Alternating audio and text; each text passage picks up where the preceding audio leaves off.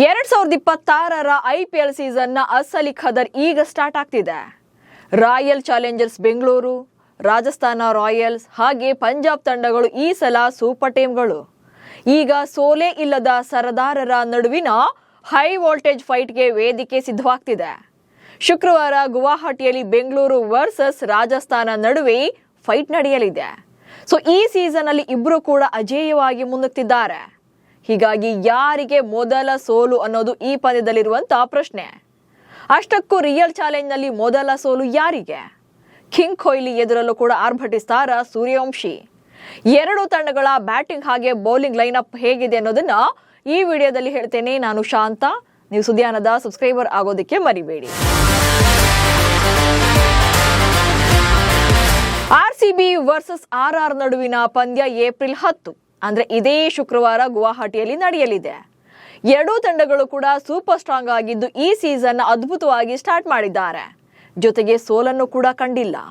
ಹಾಲಿ champion ಆಗಿರುವಂತ RCB ತಂಡ ಆಡಿರುವಂತ 2 ಪಂದ್ಯಗಳಲ್ಲೂ ಕೂಡ 200+ ಸ್ಕೋರ್ಗಳನ್ನ ಮಾಡಿದ್ದು ಚೇಸಿಂಗ್ ಹಾಗೆ ಡಿಫೆನ್ಸ್ 2ರಲ್ಲೂ ಕೂಡ ತಮ್ಮ ಸಾಮರ್ಥ್ಯವನ್ನ ಪ್ರೂವ್ ಮಾಡಿದ್ದಾರೆ. ಇತ್ತ ರಾಜಸ್ಥಾನ ಕೂಡ 3 ಪಂದ್ಯಗಳನ್ನ ಗೆದ್ಕೊಂಡು ಬರ್ತಿದೆ. ಈಗ ಈ ಎರಡೂ ತಂಡಗಳಿಗೆ ಅಸಲಿ ಅಗ್ನಿ ಪರೀಕ್ಷೆ ಎದುರಾಗ್ತಿದೆ. ಸೋಲಿಲ್ಲದ ಸರದಾರರಲ್ಲಿ ಮೊದಲ ಸೋಲು ಯಾರಿಗೆ? ಇಂಟ್ರೆಸ್ಟಿಂಗ್ ಅಂದ್ರೆ ಇದೇ ನೋಡಿ. ರಾಜಸ್ಥಾನ ಈ ಸೀಸನ್ ಅಲ್ಲಿ ಆಲ್ರೆಡಿ 3 ಪಂದ್ಯಗಳನ್ನಾಡಿ 3ರಲ್ಲೂ ಕೂಡ ಗೆದ್ದಿದೆ. ಮತ್ತೊಂದು ಕಡೆ ಬೆಂಗಳೂರು ತಂಡ ಈಗಾಗಲೇ 2 ಪಂದ್ಯಗಳನ್ನಾಡಿದ್ದು 2ರಲ್ಲೂ ಕೂಡ ಗೆದ್ದು ಬೀಗಿದೆ. ಮೊದಲನೇದಾಗಿ ರಾಜಸ್ಥಾನ ತಂಡ ಈ ಸೀಸನ್ ಅಲ್ಲಿ ಮಾರ್ಚ್ 30ಕ್ಕೆ ಚೆನ್ನೈ ವಿರುದ್ಧ ತಮ್ಮ ಅಭಿಯಾನವನ್ನು ಆರಂಭ ಮಾಡ್ತಾರೆ. ಈ ಮ್ಯಾಚ್ ಅಲ್ಲಿ ಫಸ್ಟ್ ಬೌಲಿಂಗ್ ಅನ್ನ ಮಾಡಿ ಕೇವಲ 127 ರನ್ಗಳಿಗೆ ಚೆನ್ನೈ ತಂಡವನ್ನ ಕಟ್ಟಿ ಹಾಕ್ತಾರೆ. ಅಂಡ್ ಚೇಸಿಂಗ್ ಗೆ ಬಂದಂತ ರಾಜಸ್ಥಾನ ಕೇವಲ 12.1 ಓವರ್ಗಳಲ್ಲಿ ಟಾರ್ಗೆಟ್ ಅನ್ನ ರೀಚ್ ಆಗಿ ಮೊದಲ ಗೆಲುವನ್ನ ದಾಖಲು ಮಾಡ್ತಾರೆ. ನೆಕ್ಸ್ಟ್ ಗುಜರಾತ್ ವಿರುದ್ಧ 210 ರನ್ಗಳನ್ನ ಗಳಿಸಿ ನೆಕ್ ಟು ನೆಕ್ ಫೈಟ್ ಇದ್ದು ಲಾಸ್ಟ್ ಬಾಲ್ ವರೆಗೂ ಕೂಡ ಗೇಮ್ ಹೋಗುತ್ತೆ. ಅಂತಿಮವಾಗಿ ರಾಜಸ್ಥಾನ 6 ರನ್ಗಳಿಂದ ಗೆದ್ದುಕೊಳ್ಳುತ್ತೆ. ಈಗ ಮುಂಬೈ ವಿರುದ್ಧ 11 ಓವರ್ಗಳಲ್ಲಿ 150 ರನ್ಗಳನ್ನ ಸಿಡಿಸಿ 27 ರನ್ಗಳಿಂದ MI ಪಡೆಯನ್ನು ಕೂಡ ಸೋಲಿಸಿ ಬಂದಿದ್ದಾರೆ.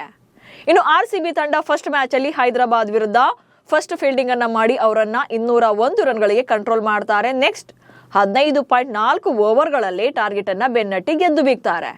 ಅನಂತರ CSK ವಿರುದ್ಧ ಫಸ್ಟ್ ಬ್ಯಾಟಿಂಗ್ ಅನ್ನ ಮಾಡಿ 250 ರನ್ಗಳನ್ನ ಹೊಡಿತಾರೆ. ಜೊತೆಗೆ 43 ರನ್ಗಳಿಂದ ಅಂದ್ರೆ ಬಿಗ್ ಮಾರ್ಜಿನ್ ಇಂದ ಸೋಲಿಸಿ ಬಂದಿದ್ದಾರೆ. ಈ ರಿಸಲ್ಟ್ ಗಳನ್ನ ನೋಡಿದಾಗ್ಲೇ ಗೊತ್ತಾಗುತ್ತೆ ಎರಡೂ ತಂಡಗಳಲ್ಲೂ ಕೂಡ ಬ್ಯಾಟಿಂಗ್ ಲೈನ್ ಅಪ್ ಡೇಂಜರಸ್ ಆಗಿದೆ. ಬೌಲಿಂಗ್ ಕೂಡ ಸಾಲಿಡ್ ಆಗಿದೆ. ಎರಡೂ ತಂಡಗಳ ಪ್ಲಸ್ ಪಾಯಿಂಟ್ಸ್ ಏನು ಅನ್ನೋದನ್ನ ಮೊದಲನೇದಾಗಿ ನೋಡ್ತಾ ಹೋಗೋಣ. ಮೊದಲನೇದಾಗಿ ಬೆಂಗಳೂರು ಬಗ್ಗೆ ಹೇಳೋದಾದ್ರೆ ಅಂದ್ರೆ ಬೆಂಗಳೂರು ತಂಡದ ಸ್ಟ್ರೆಂತ್ಗಳು ಏನೇನು ಅನ್ನೋದನ್ನ, ಹಾಲಿ ಚಾಂಪಿಯನ್ ಬೆಂಗಳೂರು ತಂಡ 2 ಪಂದ್ಯಗಳಲ್ಲಿ 200+ ಸ್ಕೋರ್ಗಳನ್ನ ಮಾಡಿರೋದೇ ಬಹುದೊಡ್ಡ ಅಡ್ವಾಂಟೇಜ್ ಆಗುತ್ತೆ. ಉದ್ಘಾಟನಾ ಪಂದ್ಯದಲ್ಲಿ ಅದು ಕೂಡ ಸಾಲಿಡ್ ಬೆಂಕಿ ಬ್ಯಾಟಿಂಗ್ ಲೈನ್ ಅಪ್ ಅಂತೆಲ್ಲ ಹೇಳುವಂತ ಹೈದರಾಬಾದ್ ವಿರುದ್ಧ 200+ ಸ್ಕೋರ್ಗಳನ್ನ ಮಾಡಿದೆ. ಅಂದ್ರೆ ಇಲ್ಲಿ ಫಸ್ಟ್ ಬ್ಯಾಟಿಂಗ್ ಅನ್ನ ಮಾಡಿದ್ದು ಹೈದರಾಬಾದ್ ತಂಡನೇ ಆದ್ರೂ ಕೂಡ ಅವರನ್ನ 201 ರನ್ಗಳಿಗೆ ಕಟ್ಟಿ ಹಾಕ್ತಾರೆ. ಚೇಸಿಂಗ್ ಅಂತ ಬಂದಾಗ ಲಾಸ್ಟ್ ಓವರ್ ವರೆಗೂ ಕೂಡ ಇವ್ರು ಹೋಗೋದೇ ಇಲ್ಲ. ಒನ್ ಸೈಡೆಡ್ ಆಗಿ ಗೆಲ್ಬೇಕು ಅಂತೇಳಿ ಇನ್ನೂ ಕೂಡ 26 ಎಸೆತಗಳು ಬಾಕಿ ಇದ್ದಾಗಲೇ ಪಂದ್ಯವನ್ನ ಫಿನಿಶ್ ಮಾಡ್ತಾರೆ. 15.4 ಓವರ್ಗಳಲ್ಲಿ ಹೈದರಾಬಾದ್ ವಿರುದ್ಧ ಟಾರ್ಗೆಟ್ ಅನ್ನ ಚೇಸ್ ಮಾಡ್ತಾರೆ. ಇದು IPL ಇತಿಹಾಸದಲ್ಲಿ 200+ ಸ್ಕೋರ್ ಅನ್ನ ಅತಿ ವೇಗವಾಗಿ ಚೇಸ್ ಮಾಡಿದಂತ ಮೊದಲ ತಂಡ ಎನ್ನುವಂತ ದಾಖಲೆಯ ಗೆಲುವನ್ನ ದಾಖಲು ಮಾಡಿದ್ದಾರೆ. ಅದು ಅಲ್ಲದೆ ಇನ್ನು ಚೆನ್ನೈ ವಿರುದ್ಧ ಫಸ್ಟ್ ಬ್ಯಾಟಿಂಗ್ ಅನ್ನ ಮಾಡಿ 250 ರನ್ಗಳನ್ನ ಸ್ಕೋರ್ ಮಾಡುತ್ತೆ. ಚೆನ್ನೈ ವಿರುದ್ಧ ಇದು RCBಯ ಅತಿ ಬೃಹತ್ ಮೊತ್ತವಾಗಿತ್ತು. ಹೀಗಾಗಿ 2 ಪಂದ್ಯಗಳಲ್ಲೂ ಕೂಡ 200+ ಸ್ಕೋರ್ ಬಂದಿರೋದ್ರಿಂದ 3ನೇ ಪಂದ್ಯದಲ್ಲೂ ಕೂಡ ಬ್ಯಾಟಿಂಗ್ ಲೈನ್ ಅಪ್ ಬಗ್ಗೆ ಅತಿ ದೊಡ್ಡ ಆದಂತ ನಿರೀಕ್ಷೆ ಇದೆ. ಯಾಕಂದ್ರೆ ಅದು ಅಲ್ಲದೆ ಇನ್ನೊಂದು ಮೇನ್ ಏನಂತಂದ್ರೆ RCBಯಲ್ಲಿ ಎಲ್ಲಾ ಬ್ಯಾಟರ್ಗಳಿಗೂ ಕೂಡ ಬ್ಯಾಟಿಂಗ್ ಮಾಡೋಕೆ ಅವಕಾಶ ಸಿಕ್ಕಿಲ್ಲ. ಸಿಕ್ಕಿರುವಂತ ಬ್ಯಾಟರ್ಗಳೇ ಇಂಥದ್ದೊಂದು ಅದ್ಭುತ ಪ್ರದರ್ಶನವನ್ನ ನೀಡಿ ಸ್ಕೋರ್ ಮಾಡಿ ಒನ್ ಸೈಡೆಡ್ ಪಂದ್ಯಗಳನ್ನ ಗೆಲ್ಲೋದಕ್ಕೆ ಸಾಧ್ಯವಾಗಿದೆ. ಜೊತೆಗೆ ದೇವದತ್ ಪಡಿಕ್ಕಲ್ ಹಾಗೆ ರಜತ್ ಪಾಟಿದಾರ್ ಅದ್ಭುತ ಸ್ಟ್ರೈಕ್ ರೇಟ್ ನಲ್ಲಿ ಬ್ಯಾಟಿಂಗ್ ಅನ್ನ ಮಾಡ್ತಾ ಇರೋದು. ಈ ಇಬ್ಬರು ಪಂದ್ಯಗಳು 2 ಪಂದ್ಯಗಳಲ್ಲೂ ಕೂಡ ಈ 2 ಆಟಗಾರರು ಬಿಗ್ ಇಂಪ್ಯಾಕ್ಟ್ ಅನ್ನ ಮಾಡಿದ್ದಾರೆ. ಪಡಿಕ್ಕಲ್ ಬ್ಯಾಕ್ ಟು ಬ್ಯಾಕ್ ಅರ್ಧ ಶತಕ ಬಂದಿದೆ. ಜೊತೆಗೆ ಪಾಟಿದಾರ್ ಅವರ ಸ್ಟ್ರೈಕ್ ರೇಟ್ 200+ ಇರೋದು ಕೂಡ ತಂಡಕ್ಕೆ ಅತಿ ದೊಡ್ಡವಾದಂತ ಕೊಡುಗೆಯಾಗಿದೆ. ಇವರಿಬ್ಬರ ಬ್ಯಾಟಿಂಗ್ ಕೂಡ ತಂಡಕ್ಕೆ ಪ್ಲಸ್ ಆಗ್ತಿದೆ. ಜೊತೆಗೆ ಡೆತ್ ಓವರ್ಗಳಲ್ಲಿ ಬಿಗ್ ಹಿಟ್ಸ್ ಅನ್ನ ಬಾರಿಸ್ತಾ ಇರುವಂತ ಟಿಮ್ ಡೇವಿಡ್ ಹೇಳಿ ಕೇಳಿ ಡೆತ್ ಓವರ್ ಅಲ್ಲಿ ಅದ್ಭುತವಾದಂತ ಸ್ಟ್ರೈಕ್ ರೇಟ್ ಅನ್ನ ಹೊಂದಿದ್ದಾರೆ. ಜೊತೆಗೆ 4ಗಳಿಗಿಂತ 6ಗಳಲ್ಲೇ ಜಾಸ್ತಿ ಡೀಲ್ ಮಾಡ್ತಾರೆ. ಹೈದರಾಬಾದ್ ವಿರುದ್ಧದ ಮ್ಯಾಚ್ ಅಲ್ಲೂ ಕೂಡ ಇವರು 16 ರನ್ ಗಳಿಸಿದ್ರು. ಅದರಲ್ಲೂ ಚೆನ್ನೈ ವಿರುದ್ಧದ ಮ್ಯಾಚ್ ಅಲ್ಲಂತೂ 70 ರನ್ಸ್ ಬರುತ್ತೆ, ಅದು ಕೂಡ 280+ ಸ್ಟ್ರೈಕ್ ರೇಟ್ನಲ್ಲಿ. ಹೀಗಾಗಿ ಡೆತ್ ಓವರ್ಗಳಲ್ಲಿ RCB ಪರ ಆಡುವಂತ ಆಟಗಾರರು ಕಂಪ್ಲೀಟ್ ಆಗಿ ಡೇಂಜರಸ್ ಆಗಿರೋದು ಗೊತ್ತಾಗ್ತಿದೆ. ಅಂಡ್ ನೆಕ್ಸ್ಟ್ 2 ಪಂದ್ಯಗಳಲ್ಲೂ ಕೂಡ ಓಪನರ್ಸ್ ವಿಕೆಟ್ ಅನ್ನ ತೆಗೆದಿರುವಂತ ಜೇಕಬ್ ಡಫಿ. ಸೊ ಇಲ್ಲಿ ಬ್ಯಾಟಿಂಗ್ ಅಷ್ಟೇ ಅಲ್ಲ, ನಮ್ಮ ಬೌಲಿಂಗ್ ಕೂಡ ತುಂಬಾನೇ ಡೇಂಜರಸ್ ಆಗಿದೆ. ಜೊತೆಗೆ ವಿಕೆಟ್ಗಳನ್ನು ಕೂಡ ಪವರ್ ಪ್ಲೇನಲ್ಲಿ ತೆಗೆದಿದ್ದಾರೆ. ಅದರಲ್ಲೂ ಕೂಡ ಕಳೆದ 2 ಪಂದ್ಯಗಳಲ್ಲೂ ಕೂಡ 2 ತಂಡಗಳ ಓಪನರ್ಗಳನ್ನ ಪೆವಿಲಿಯನ್ಗೆ ಕಳಿಸಿರೋದೇ ಜೇಕಬ್ ಡಫಿ. ಸೊ ಹೀಗಾಗಿ ಆರಂಭದ ಓವರ್ಗಳಲ್ಲೇ ಓಪನರ್ಗಳನ್ನ ಆ ಪೆವಿಲಿಯನ್ಗೆ ಕಳಿಸ್ತಾ ಇರೋದು ತಂಡಕ್ಕೆ ಬಹುದೊಡ್ಡ ಕೊಡುಗೆ ಆಗಿದೆ. ಅಂಡ್ 2 ಪಂದ್ಯಗಳಲ್ಲಿ 19 ವಿಕೆಟ್ ಅನ್ನ ತೆಗೆದಿರುವಂತ ಬೆಂಗಳೂರು ಬೌಲರ್ಗಳು. ಸೊ ಈ ವಿಕೆಟ್ಗಳನ್ನ ನೋಡಿದ್ರೆ ಗೊತ್ತಾಗುತ್ತೆ ಬೆಂಗಳೂರು ಪರ ಬೌಲರ್ಗಳು ಕೂಡ ಸೌಂಡ್ ಮಾಡ್ತಿದ್ದಾರೆ ಅನ್ನೋದು. ಮೊದಲ ಮ್ಯಾಚ್ ಅಲ್ಲಿ 9 ವಿಕೆಟ್ ಅನ್ನು ತೆಗಿತಾರೆ ಹೈದರಾಬಾದ್ ವಿರುದ್ಧದ ಮ್ಯಾಚ್ ಅಲ್ಲಿ. ಜೊತೆಗೆ ಚೆನ್ನೈ ತಂಡವನ್ನ 2ನೇ ಪಂದ್ಯದಲ್ಲಿ ಆಲ್ ಔಟ್ ಮಾಡ್ತಾರೆ. ಹೀಗಾಗಿ 2 ಪಂದ್ಯಗಳಲ್ಲಿ 19 ವಿಕೆಟ್ ಅನ್ನ ತೆಗೆದು ಸಾಲಿಡ್ ಆದಂತ ಮೆಸೇಜ್ ಅನ್ನ ಪಾಸ್ ಮಾಡಿದ್ದಾರೆ. ಅಂಡ್ ಬ್ಯಾಟಿಂಗ್ ಅಂತ ಬಂದಾಗ ಎಲ್ಲೂ ಕೂಡ ಸ್ಟ್ರಗಲ್ ಕಾಣಿಸಿಲ್ಲ. ಯಾಕಂತಂದ್ರೆ ಬ್ಯಾಟಿಂಗ್ ನಲ್ಲಿ 2 ಪಂದ್ಯ ಸೇರಿ 7 ವಿಕೆಟ್ಸ್ ಅನ್ನ ಮಾತ್ರ ಕಳ್ಕೊಂಡಿರುವಂತದ್ದು ಬೆಂಗಳೂರು ತಂಡ. ಹೈದರಾಬಾದ್ ವಿರುದ್ಧದ ಮ್ಯಾಚ್ ಅಲ್ಲಿ 4 ವಿಕೆಟ್ ನಷ್ಟಕ್ಕೆ ಟಾರ್ಗೆಟ್ ಅನ್ನ ರೀಚ್ ಆಗ್ತಾರೆ. ಇನ್ನು ಚೆನ್ನೈ ವಿರುದ್ಧದ ಮ್ಯಾಚ್ ಅಲ್ಲಿ 3 ವಿಕೆಟ್ ನಷ್ಟಕ್ಕೆ 250 ರನ್ಗಳನ್ನ ಸ್ಕೋರ್ ಮಾಡ್ತಾರೆ.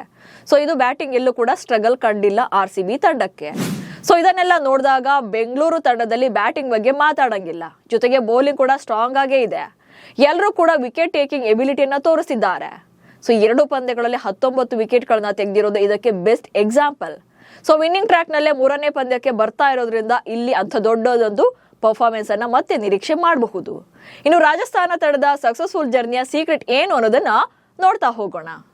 ಅತಿ ದೊಡ್ಡ ಶಕ್ತಿ ಅಂದ್ರೆ ರಾಜಸ್ಥಾನ ತಂಡದ ಅತಿ ದೊಡ್ಡ ಶಕ್ತಿಯೇ ಓಪನಿಂಗ್ ಜೋಡಿಯಿಂದ ಬರ್ತಾ ಇರುವಂತ ರನ್ಸ್. ಈಗಾಗಲೇ ನಿಮ್ಗೆಲ್ಲ ಗೊತ್ತಿರುವಂತೆ ರಾಜಸ್ಥಾನ ರಾಯಲ್ಸ್ ಪರ ಇನ್ನಿಂಗ್ಸ್ ಅನ್ನ ಓಪನ್ ಮಾಡ್ತಾ ಇರುವಂತ ಈ ಬಾರಿಯ IPL ನ ಯಂಗೆಸ್ಟ್ ಪಾರ್ಟ್ನರ್ ಏನಿದ್ದಾರೆ ಯಶಸ್ವಿ ಜೈಸ್ವಾಲ್ ಹಾಗೆ ವೈಭವ್ ಸೂರ್ಯವಂಶಿ ಅಕ್ಷರಶಃ ಮೋಡಿಯನ್ನೇ ಮಾಡ್ತಿದ್ದಾರೆ. ಎದುರಾಳಿ ಬೌಲರ್ಗಳನ್ನ ಫಸ್ಟ್ ಬಾಲ್ನಿಂದಲೇ ಅಟ್ಯಾಕಿಂಗ್ ಮೋಡ್ ನಲ್ಲಿ ಬ್ಯಾಟ್ ಬೀಸ್ತಾ ತಂಡ ಹೊಡೆಯುವಂತೆ ಮಾಡ್ತಿದ್ದಾರೆ. ಅಂದ್ರೆ ಅವರಲ್ಲಿ ಫಿಯರ್ ಬರುವಂತೆ ಮಾಡ್ತಿದ್ದಾರೆ ಬೌಲರ್ಗಳಲ್ಲಿ. ಇಬ್ಬರ ಪಾರ್ಟ್ನರ್ಶಿಪ್ ಕೂಡ ಬಿಗ್ ಇಂಪ್ಯಾಕ್ಟ್ ಮಾಡ್ತಿದೆ. ಮೊದಲ ಮ್ಯಾಚ್ ಅಲ್ಲಿ ಅಂದ್ರೆ ರಾಜಸ್ಥಾನದ ಚೆನ್ನೈ ವಿರುದ್ಧದ ಮೊದಲ ಮ್ಯಾಚ್ ಅಲ್ಲಿ 75 ರನ್ಗಳ ಪಾರ್ಟ್ನರ್ಶಿಪ್ ಬಂದಿದೆ ಇವರಿಬ್ಬರ ಬ್ಯಾಟಿಂಗ್ ನಿಂದ. ಅಂದ್ರೆ ಫಸ್ಟ್ ವಿಕೆಟ್ಗೆ 75 ರನ್ಸ್ ಬಂದಿದೆ. ನೆಕ್ಸ್ಟ್ ಗುಜರಾತ್ ವಿರುದ್ಧ 70 ರನ್ಗಳ ಜೊತೆಯಾಟ ಬರುತ್ತೆ. ನೆಕ್ಸ್ಟ್ ಮುಂಬೈ ವಿರುದ್ಧದ 3ನೇ ಮ್ಯಾಚ್ ಅಲ್ಲಿ 80 ರನ್ಸ್. ಸೊ ಅಲ್ಲಿಗೆ 3 ಮ್ಯಾಚ್ಗಳಲ್ಲೂ ಕೂಡ ಫಸ್ಟ್ ವಿಕೆಟ್ಗೆ ಇವರಿಬ್ಬರ ಕಡೆಯಿಂದ 70+ ರನ್ಸ್ ಬಂದಿದೆ.